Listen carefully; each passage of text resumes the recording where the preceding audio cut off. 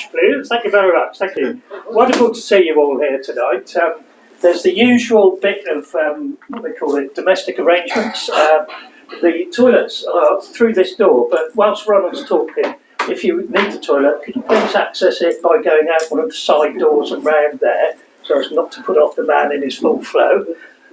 We are filming tonight, and if anybody objects to being, not that we're going to be filming you lot, we're filming Ronald, but if anybody objects to being in a film, please let Robin, who's looking after the camera, know, and he'll make sure you're not broadcast all over Police 5 or something. It could be. Don't have nightmares. Now, if there is a fire when we need to get out, obviously, please go out these side doors and assemble at the back of the garden down by the river. So if it does spread that way, we can at least paddle in the river and be safe.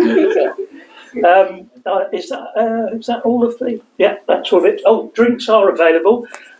Please please do buy as much as you can, as much as you can afford. It does help the museum. And you can buy and put them under your chair and stuff. But we're not having a break. After Ronald's done his talk, he will then invite questions. But we really need to be looking at leaving here 8:30ish. So that will be a good time frame for you, hopefully. And this talk, of course, Did Monmouth's Rebellion Matter? Is by the esteemed Ronald Hutton, Professor of History at Bristol. And he's recently picked up another professorship. What's that? Oh, Gresham Professor of Divinity at London. It's a chair founded in 1597, so it's well worn. But the first pagan to hold that seat. No, the first person invited to have an established chair of divinity specifically to lecture on paganism, old and modern. That's good, isn't it? And so this is really kicking off our festival about the Wimborne Militia, celebrating 25 years since its reforming. There's some leaflets at the back, which please do pick up one when you're on your way out. There are, if the weather holds us out and we manage to get to Saturday and Sunday, there are talks also there. So on Saturday at 10 a.m, Janet Seal, who has been researching the history of Wimborne for almost all her life, I think. She's written an awful lot of very good books, and she's going to give us a talk at 10 a.m. Then there's myself and Mr. Gudger. Wave your hand, Mr. Gudger. At the back, we'll be talking nonsense for about 3/4 of an hour, ruminating on the refounding of the Wimborne Militia. And then at 2 p.m, there's Chris Coxon, who many of you might know works at the Tank Museum. He was previously a director, the curator at the Keep Military Museum, and is an all-round good bloke. And he's doing a talk on the Battle of Sedgemoor, and there are no tanks involved.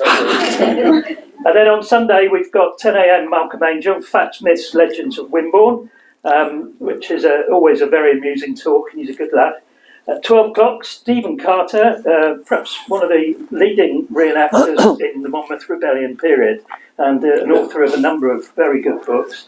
And at 2 p.m, Brian Bates on the 17th century Dorchester. And if you've ever had a chance to hear or see Brian, he's also an extremely good speaker. Now, let's introduce the man himself. I first came across Ronald, I think we were on a battlefield somewhere, weren't we? Yeah. Reenacting the English Civil Wars for longer than they actually took place. So we had to find something else to do. So we ended up both being on the commentary team for the Sealed Knot Society, which was great fun. And I just learned so much from this man. He's an absolutely brilliant speaker and very engaging and lovely. And this is his second talk in Wimborne, I believe. And this was your first one, which is when the Wimborne Militia invited him down to mark the opening of the physic garden we built in the back of the town hall. And Ronald came down and gave us a wonderful talk. And this was him. He hasn't changed much, I think. So, Ronald, you told me that you've still got that waistcoat, yeah? Yeah. Does it still fit? Yes. Of course. And Sarah, I'd like to give you this as a small memento. Oh, bless you. Thank you very much. So, Ronald, we'll now hand over to Ronald. He will tell us about Monmouth's Rebellion and did it matter. Thank you, Ronald. Ladies and gentlemen, good evening.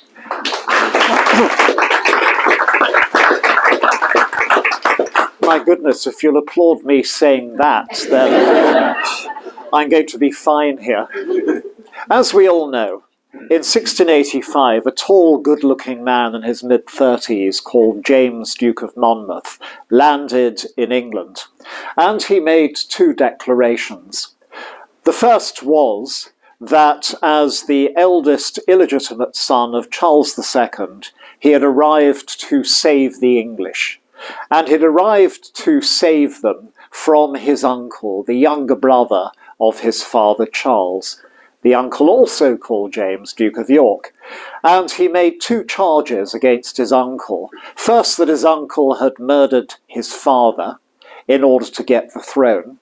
And second, that having got the throne, his uncle James was out to destroy the liberties of the English. What's undoubtedly the case is that England was a 95% Protestant country in 1685, but Uncle James had committed the amazing faux pas of converting to the 5%, converting to the older established Church of Roman Catholicism, against which English Protestantism had defined itself, to whom Catholics were the enemy, the mortal enemy of their religion.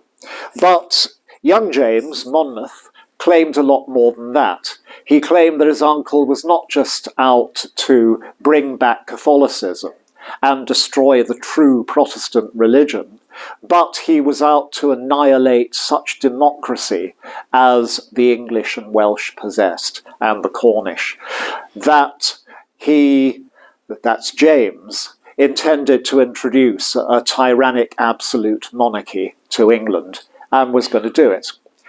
This was an effective message. Within 3 weeks, Monmouth had got a full-scale army of about 4,000 or 5,000 men. It almost got Bristol, but instead it was forced back by Royal James's army, Uncle James's army, and annihilated on the field of Sedgemoor, the last big pitched battle in English soil, and bloodily repressed. About a third of the entire rebel army was killed on the field or executed afterwards, which is an enormous proportion. Well, in the long term, the big question tonight is, so what? All this is dramatic and horrific enough, but what were the stakes? Of those two declarations that James, Duke of Monmouth, made, historians have never believed one of them on good grounds, and nor did most people at the time. We're pretty certain that James, Duke of York, did not murder his brother Charles in order to become King James II. But the other one is much more contentious, and it does carry a lot of punch with it. If James II really did menace traditional English liberties, then what Monmouth was coming to do was really important, which was save them. And in fact, James lasted 3 years on the throne, James II did, and then was felled by a full-scale revolution, the Glorious Revolution of 1688, which threw him and his family out, led by William of Orange, the leader of the Dutch, who came over to save us, to help us. So the question tonight is, what really were the stakes? Because if James II really did threaten English liberties, then this was one of the great turning points of English history. If he didn't, then it's a sordid squabble between different members of the royal family, with nothing very much mattering in it. And that's a big poser, to which I intend to provide an answer tonight. An answer was provided famously in 1848 by the best-selling English historian ever, Thomas Babington Macaulay, Lord Macaulay, in his History of Britain. And Macaulay claimed that James II was in fact a diabolical enemy of English liberties, and the Duke of Monmouth did exactly the right thing, but he bungled it, leaving William of Orange to clean up properly a few years later.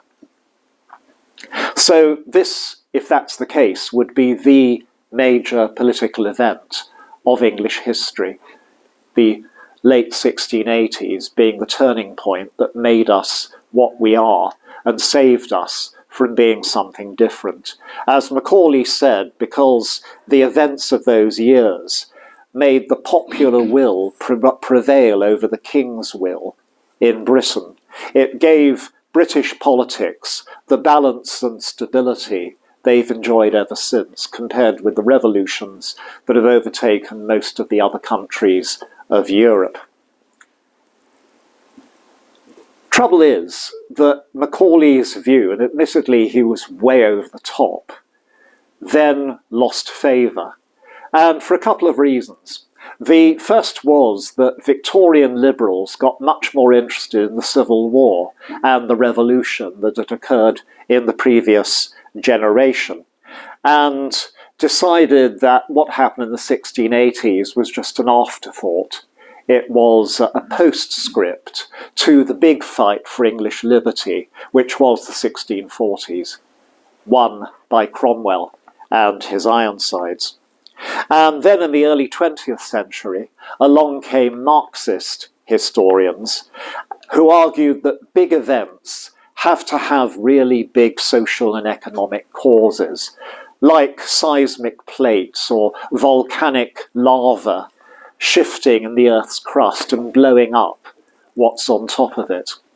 And there's no doubt that in terms of cataclysm, number of deaths, number of changes, the 1640s were a much bigger set of events. The bloodiest war in our entire history, the Civil War, followed by the temporary abolition of the monarchy, the House of Lords, and the Episcopal Church of England. And as it was a much bigger cataclysm, that must have been the point at which the class struggle, the economic tectonic plates in England properly shifted. And both these views would, as said, have made the 1680s really very unimportant by comparison, just a dotting of I's and a crossing of T's in order to finish the job. And that meant that the historians of the late 17th century split off from historians of the early and mid-17th century. And whereas the limelight shifted to the Cromwell and Civil War years, the late 17th century, the Monmouth and 1688 revolution period, became a backwater. In the 1970s, the great age of excitement, of revisionism, of questioning of traditional British history, there was some sluggish stirring in the backwater. Some current seemed to be moving. But there was no agreement among historians over the result. Two historians, helpfully both called J.R. in the 70s, J.R. Weston and J.R. Jones, said that Macaulay was basically right, that England was moving towards absolute monarchy in the 1680s, and Monmouth failed to prevent that, but William of Orange succeeded. And against that, a slew of younger historians, led by John Miller, said, this is rubbish. England had no potential for a tyrannical monarchy at that time, and the events of the 1680s changed little. And historians have divided pretty well equally over this ever since, with a tendency for those who say the 1680s are pretty boring, really, to get the upper hand. So where do I fit in? My answer to that will be provided this evening. And I'm going to start by pointing out what a hellhole late 17th century England actually was. That the Civil War and the Republic that followed had changed everything, but settled nothing. They hadn't settled the question of where is the ultimate authority inside the state. Does it rest with the ruler alone, the monarch alone, or with the people embodied in Parliament, of which the ruler needs to be an integral part? Second question, what should the relationship be between the Church of England and people who don't want to be part of it, who want to worship outside it? And third, what should the relationship be between Ireland, Scotland, Wales and England? Should they all be basically independent nations with their own strength? Or are they a British superstate with one of those nations in charge? At various times in the 17th century, there had been different answers to that question. It still wasn't settled. But in addition, the period of the late 17th century had important new stresses that created a very unstable state. First was the experience of the Civil War and the Revolution. Again and again in recent years, we've realised how bad the Civil War was. In terms of bloodshed, it killed a bigger percentage of the population than both world wars put together. As I've said, it was the most lethal conflict which the peoples who engaged in it ever had. It also killed a quarter of the entire population of Ireland, and about 10% of the adult male population of Scotland, which is a whacking great number. We have never had it so bad since. And people afterwards knew that they'd been through murder. They were terrified of it happening again, but didn't know how to stop it happening. The lesson was that both the king and the people can be equally dangerous when they get out of hand in destabilising things.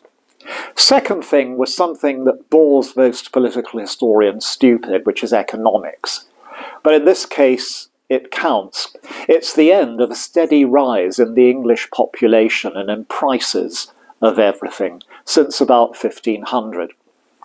This had been great for landowners because they owned the product which was engendering the stuff that was going up in price, producing the crops, furnishing the rents. With prices rising, it meant if you owned land enough to turn a profit, the profits are just going to keep getting bigger, which mean that the aristocracy and gentry could go on a spending spree lasting 150 years.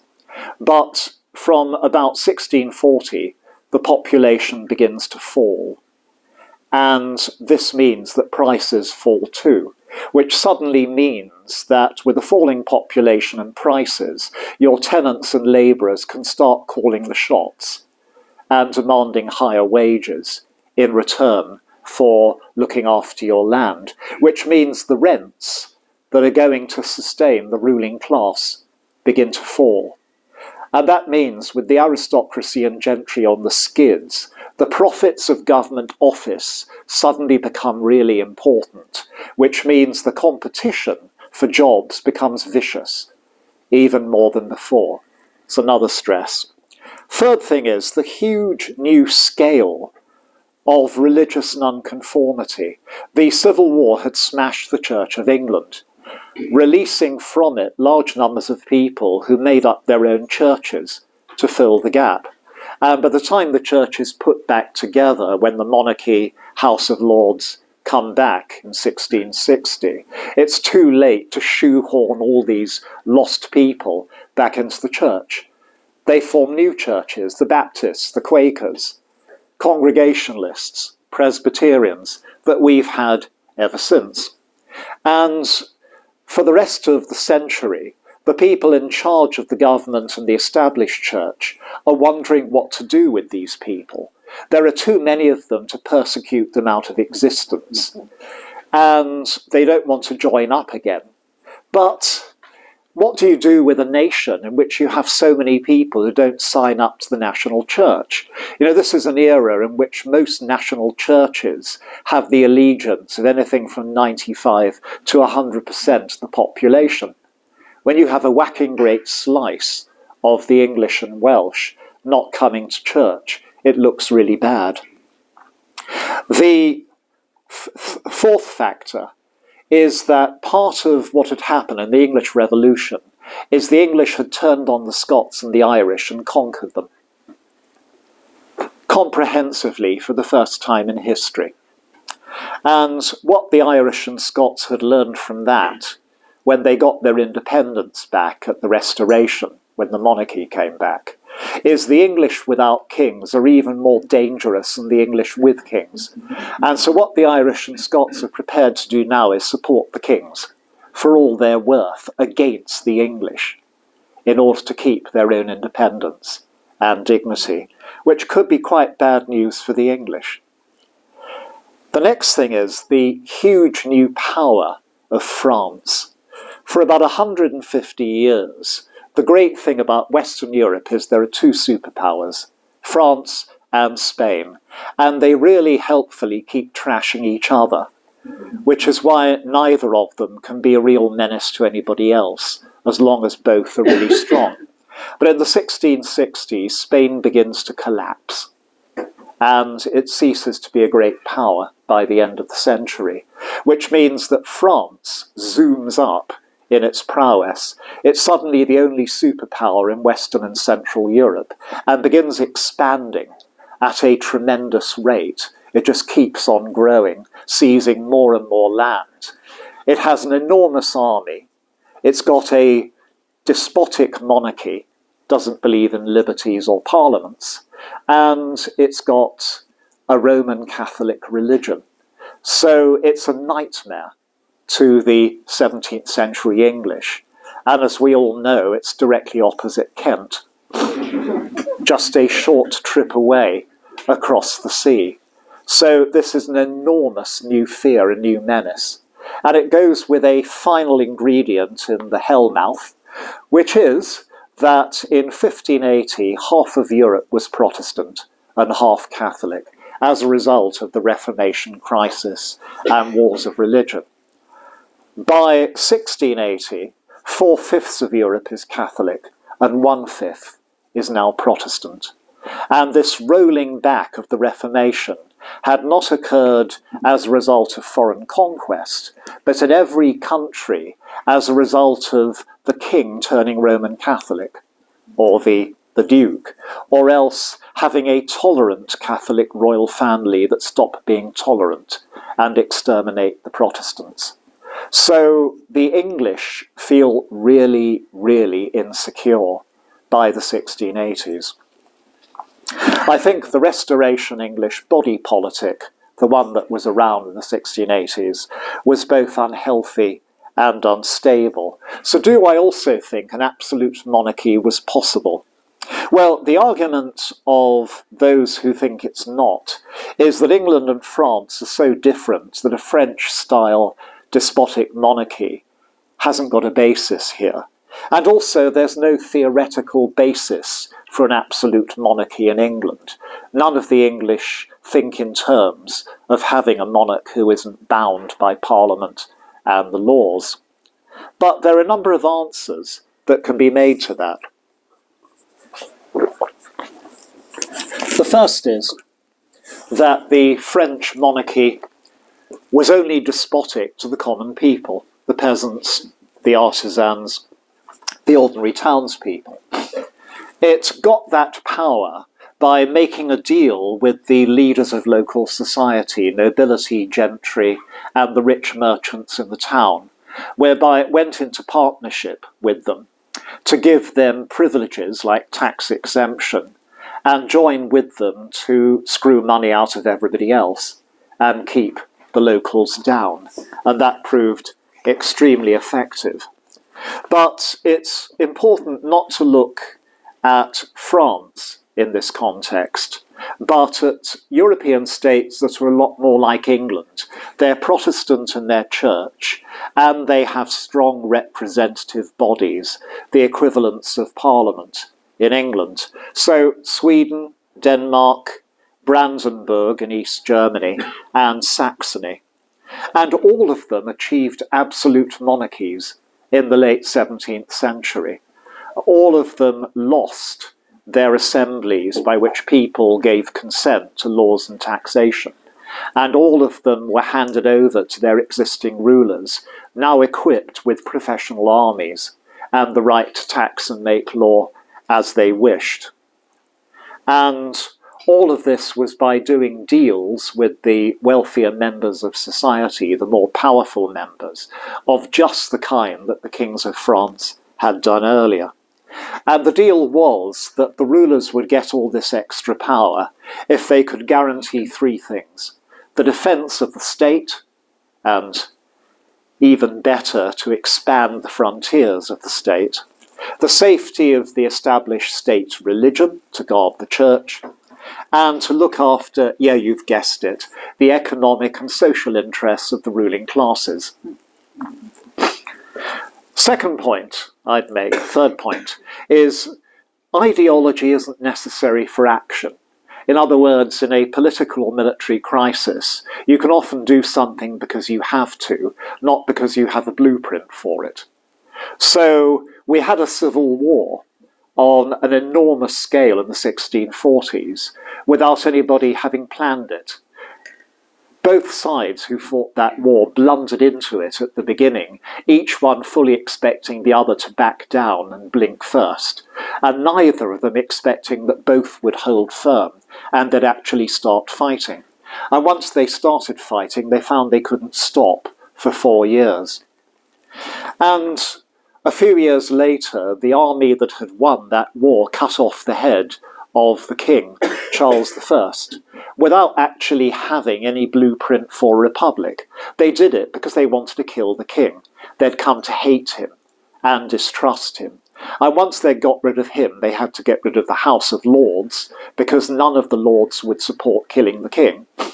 And that meant they just removed 2/3 of Parliament to kill one man, without there being a prior ideology of republicanism to justify it. The fourth thing I'd say is that actually there was some kind of ideology for a more repressive monarchy appearing in the 1680s, which hadn't been there earlier.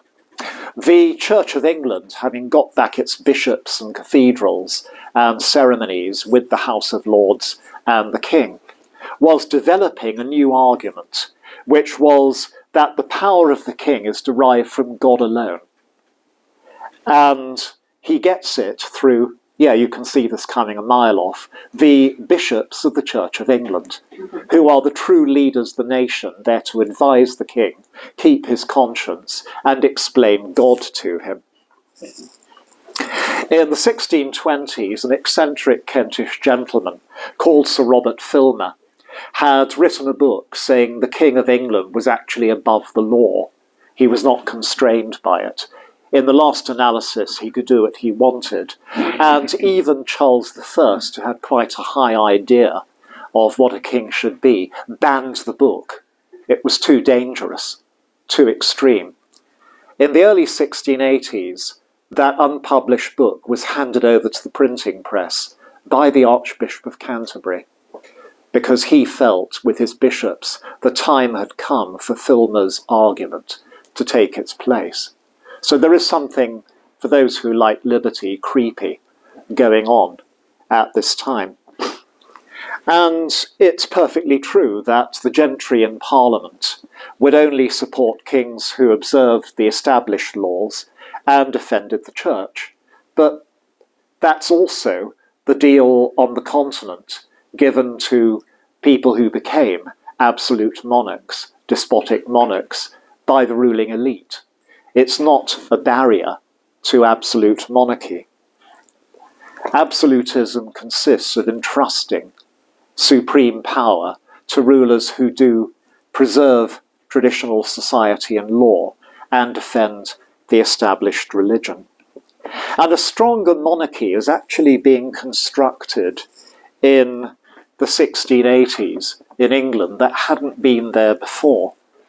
For a start, if you do your Tudor and Stuart history really properly, i.e. you do it for A-level, or you do it for a university degree, something that every student still soon learns is the Tudors can't be tyrants because they haven't got a standing army, which means that if they need to raise armed force, they've got to ask the people to turn up and do it for them. In 1660, to defend him against disenchanted Cromwellians and Republicans, Parliament gives Charles II 3,000 guards, just to protect him. In the 1680s, a trade boom begins, sparked by the growing American colonies, which means there is suddenly a boom in the customs receipts, taxing all this trade going in and out of the country. So by the time he dies, Charles II has doubled his standing body of professional soldiers to 6,000. Then Monmouth turns up and gets this army of 4,000 to 5,000 within a few weeks.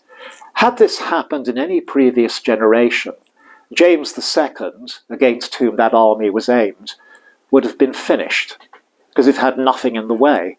But James simply unleashes those 6,000 of his highly trained professional soldiers on Monmouth's army. And the King's army, James's army, have cannon and they have cavalry, and Monmouth doesn't have either, and that's why he loses on Sedgemoor. And James uses Monmouth's rebellion as an excuse, with the full support of Parliament, to increase his army to 20,000, which are all supported on taxes on trade. He doesn't have to ask Parliament for the money. And he puts it in a camp west of London to keep an eye on London, just in case the Londoners object. Those soldiers can be unleashed on them in a few hours. By 1688, James has 40,000 under arms. That's a bigger percentage of the English population than the army of France is of the French population. So things are changing with terrifying speed. Number two, taxation is becoming more efficient than ever before. And tax collectors, who were originally unpaid or badly paid members of the public, are now turning into well-paid civil servants whose entire career is based on making sure that people pay their taxes, and they become better and better at it. Number three is that before he dies, the former king, Charles II, Monmouth's father, James's brother, uses a series of legal loopholes to question the right of towns to have town councils. Now, Charles is not saying you can't have a council. He's saying, actually, legally, you don't seem to have a right to have one unless I say so. So let's make a deal. I'll give you an undoubted right to have a council, and no one can question that, providing your first council consists of people picked by me. And this happens in town after town, giving the king an unprecedented control of who runs towns. Why does this matter? Because the overwhelming number of parliamentary seats are in towns, which means the king is on his way to controlling who gets elected to Parliament. This has never happened before. And finally, there's an attempt to bring all the English colonies abroad, especially in the West Indies and America, places like Massachusetts, Jamaica, Barbados, Virginia, under direct crown control. We've kind of had a subcontracted English empire in which colonies get founded by companies or by rich individuals that the crown hardly bothers. Now, for the first time, all the colonies are being taken under direct royal control, so that the king now has possession of their resources. And of course, the all-important trade, which is funding a bigger and bigger army. So put this lot together, and I agree with Lord Macaulay, both that the 17th century English polity had a potential for either royal or popular control in it, and that personality and accident are vital in determining the result. So let's look at the personalities. Let's look at the two opponents of James II. We start with Monmouth. Nobody denies he was a looker. He was fabulously handsome, wonderfully tall, like his dad, and wildly popular, charismatic, a rock star, a diva, and a fairly competent general.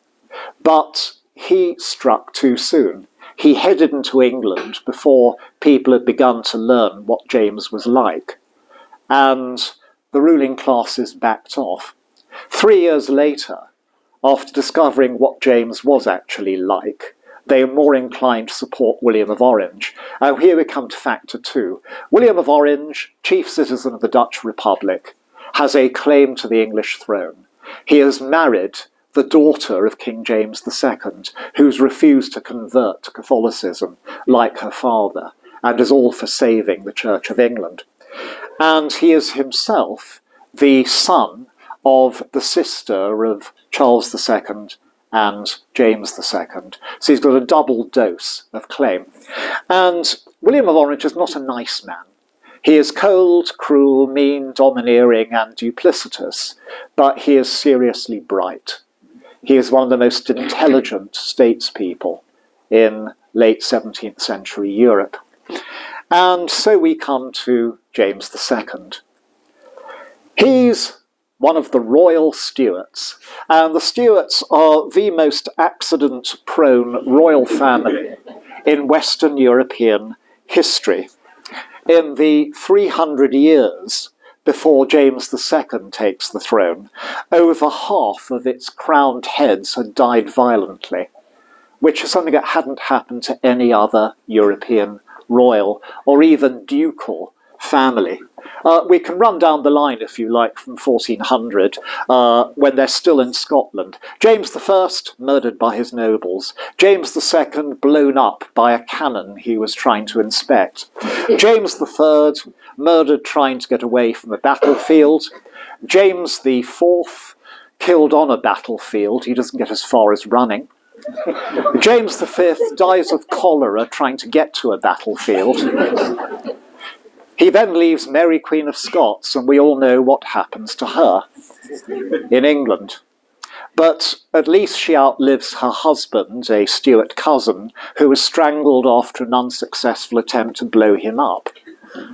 And the Stuarts now arrive in England, and the second of them, that's Charles I, gets his head cut off here, like his mother, something that had happened to no previous English monarch. Now, this is an appalling record of avoidable fatality. And what's more, when they are actually here in England, all of the English Stuart monarchs up to James II, James I, his son Charles I, Charles I's son Charles II, Charles II's brother James II, in different ways failed to conform to what the political nation wanted a king to be, a successful warlord. They either don't fight wars at all or else they lose them. And an upholder of the known laws and religion. All of them were suspected by their subjects of trying to subvert those for their own means. Now, this is an amazing contrast with the French, the Spanish, the Austrian, the Swedish, and the Russian royal families, and the German, or all those of the age. All those other royal families may have produced dunces and nonentities, but they had the trust of their subjects. The Stuarts never managed that in England. And James II has the worst press of the lot. I learned my first history from a book of children's rhymes. These are dangerous books, by Eleanor Fargen from the 1950s. Yes, I am that old. And it spoke of the Stuarts in the following line, ending up with James II. The first of them, I must make plain, was ugly, greedy, gross, and vain. The second, it must be allowed, was dense, pernickety, and proud. The third, if I make no mistake, was an incorrigible rake. The fourth combined, as all may see, the vices of the other three. This is unfair. He was brave, he was sober, and he's that astonishing anomaly among royals in the 17th century, a really good administrator. He loved paperwork in a way that almost no other ruler did, and he was very good at it. He was good with money. Unlike any other Stuart, he didn't overspend. So he's a hard-headed, conscientious manager, a very, very good bureaucrat king. And he's honest in big things. When he converted to Roman Catholicism, his brother Charles said, "Don't tell anybody. If you're going to do this, please keep it to yourself." James II didn't. He proclaimed and then said to the English, "It's now up to you to react as you wish." In the end, most decided to trust him and keep him. And he's not really stupid. He's not very bright, but he's not a nincompoop. In his youth, he was a good army officer. He was a good admiral when he was commanding a naval force. He was a superb bureaucrat, as said. In terms of actual brain cells, he seems to have had about as many as his daughter Queen Anne, as George III, as Queen Victoria, or George V or George VI, all of whom were really very popular, and as long as George III was sane, successful monarchs in the eyes of their subjects. You don't have to be super bright to be a monarch. In fact, it's often rather a bad idea, as long as you're decent. But the reason why we think that James II's stupid is he pursued a dangerous policy, that of trying to bring England back to his church, the Church of Rome, with inflexible determination, and he failed. And he also had a pathological tendency to make life hard for himself. Converting to Roman Catholicism was an obvious way of doing this. But it also happened in relatively small things. His brother Charles cruelly noticed that James II couldn't remain faithful to his wives. He had to have girlfriends. But he always felt guilty about it, and so he picked ugly girlfriends in order not to feel so bad about being a faithless husband. So what were his intentions? Well, John Miller was right when he wrote about James's life in the 1970s. James II is an old man in a hurry. He's not aiming at an absolute monarchy, but he's aiming at emancipating Roman Catholics like him in England. And he's only concerned to get this policy through, not necessarily to change government. The trouble is, because the English don't want it, he's got to change the government to get the policy. He did not just want Catholics to be allowed to survive. If all he'd asked for was, "Hey, you've persecuted people like me for over 100 years, isn't it time to stop?" And maybe give a tolerance within limitations to Quakers and Baptists and the rest as well. Had he asked that, he'd have got it, because everybody who mattered, a majority in Parliament, the Church of England and William of Orange, were prepared to grant it. But no, James wanted Catholics to get power and patronage. He wanted them to make converts like he had been, because he was convinced that as soon as the English were allowed to hear the truth about Catholicism, they wouldn't be able to resist it. But in order to hear the truth, you had to give Catholics power to put their message over and silence Protestants who tried to argue with it. And that means overturning the whole power system in England and the other realms. And he knew this was a tough option, and a gentle policy was useless. So he commences a rhinoceros-like stampede through the English constitution to do this. But also, he's authoritarian by nature. He's a bureaucrat and an army officer, not a politician. He believes in giving orders, making rules, and seeing them obeyed. The French ambassador, at a time when James was trying to cultivate French friendship, said that the only way to get favour with this king is to follow his wishes blindly. And the Pope in Rome, the guy who ought to be most delighted at what James is trying to do, because he's the head of James's church, is appalled at the way in which James keeps breaking rules when dealing with the Roman Catholic clergy. He wants them right under his thumb and not given their traditional privileges. And what James does is show the sheer new power of the English monarchy. He purges the judges of England 3 times over to get a bench of judges who'll do whatever he wants in the law courts. He still can't get judges he's replaced 3 times with his own men to tell him he can suspend laws of Parliament wholesale. So he then just does it anyway. He tries to turn Parliament into a rubber stamp by consolidating the new power of the king to get MPs elected, to choose the men for the House of Commons. When 7 of the bishops of the Church of England suggest the king might be acting outside the law, they're not stirring up people to rebel, they're not saying anyone can resist the king, they're just saying, Your Majesty, what you're doing looks illegal. He charges them with treason just for saying the king could act illegally under any circumstances. He replaces between 75 and 95% of the magistrates in every county, the JPs, to put in people who'll do whatever he says. And he brings in thousands of Irish and Scottish soldiers to England to keep down the English. That gives him his 40,000 figure by 1688.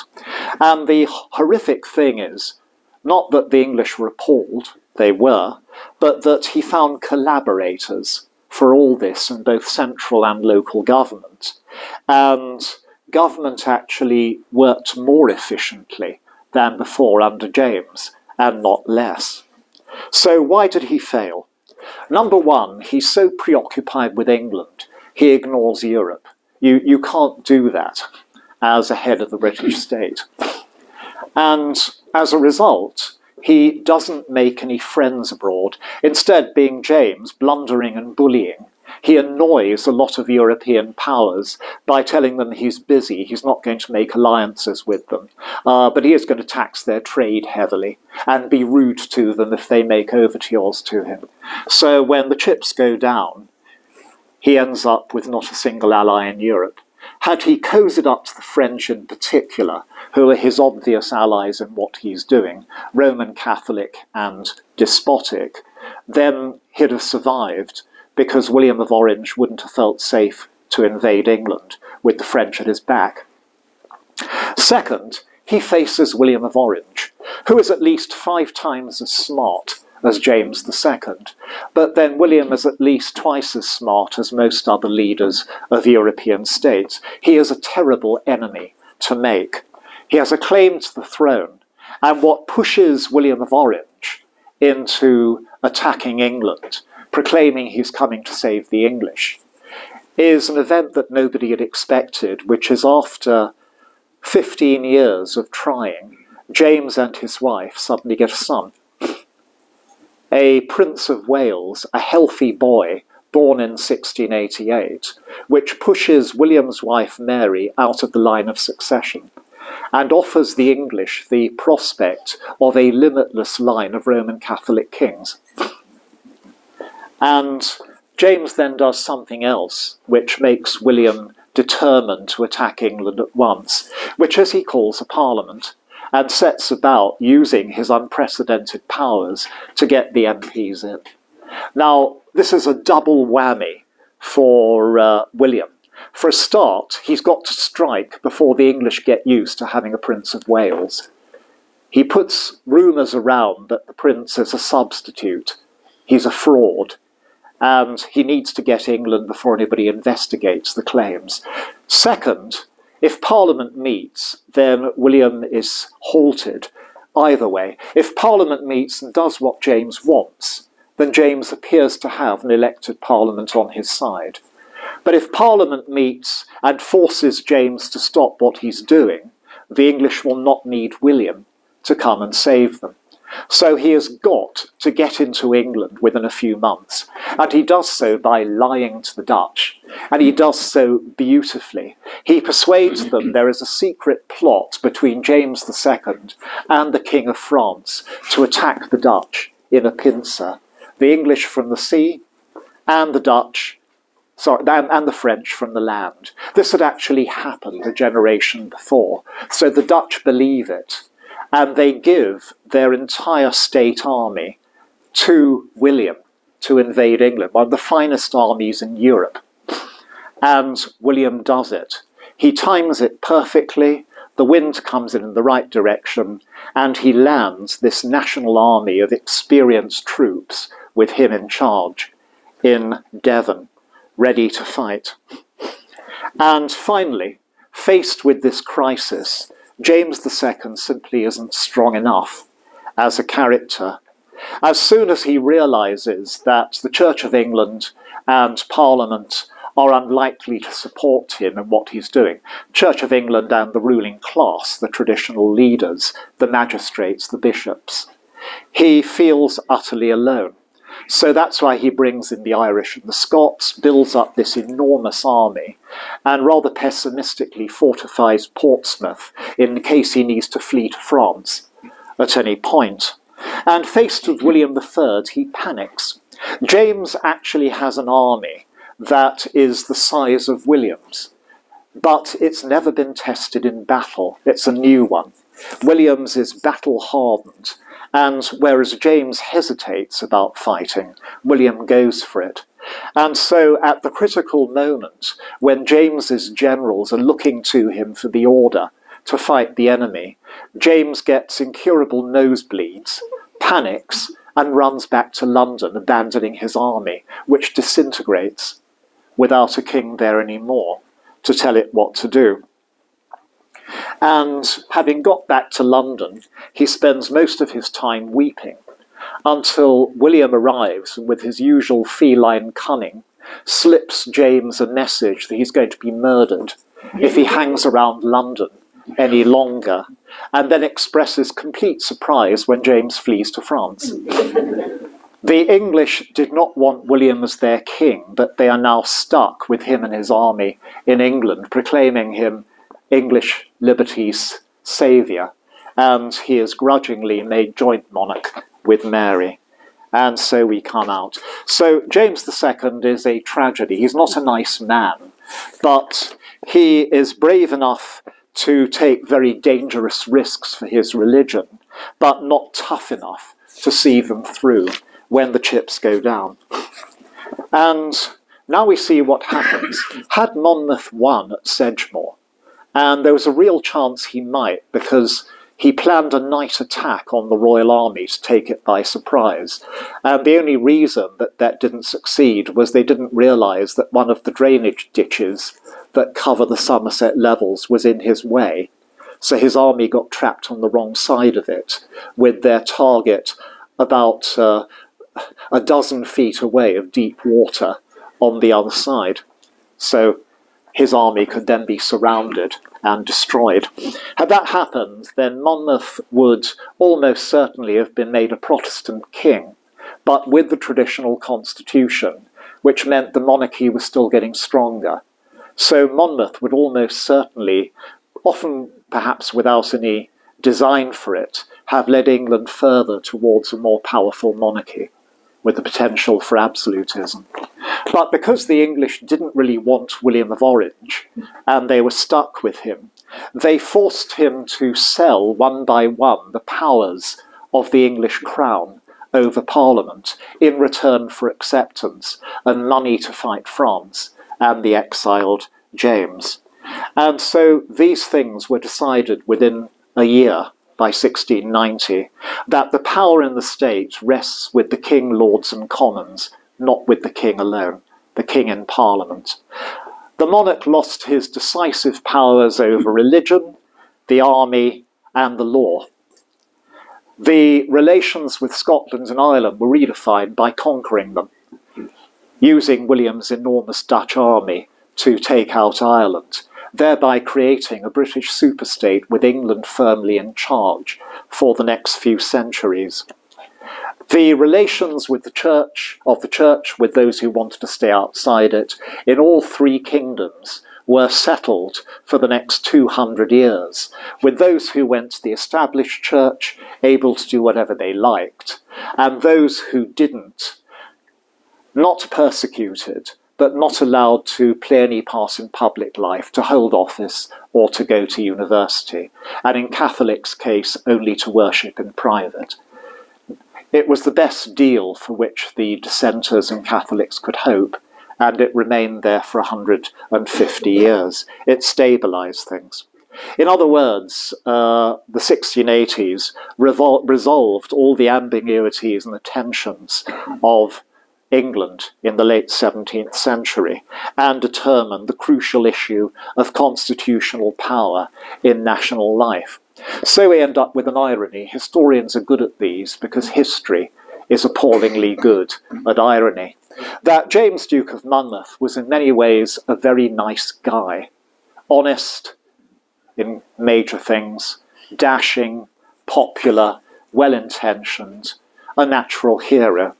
William of Orange was not. He was short, stunted, asthmatic, creepy, duplicitous, chronically dishonest, thoroughly ambitious, and had a cold, hard Calvinist obsession with bringing down Catholicism and the power of France. And yet, Sedgemoor and Monmouth's defeat in many ways saved us from an unstable and much more powerful and threatening monarchy. And the ability of James to run on in his catastrophic course until he ran into William of Orange, a much less pleasant character, resulted in our having the stability, the pluralism, the diversity we've had ever since. History is almost never fair. It's certainly not predictable, but for that reason I rest my case that it remains exciting. Monmouth's rebellion was playing with very high stakes indeed, no less than the national destiny. That's why it's worth remembering.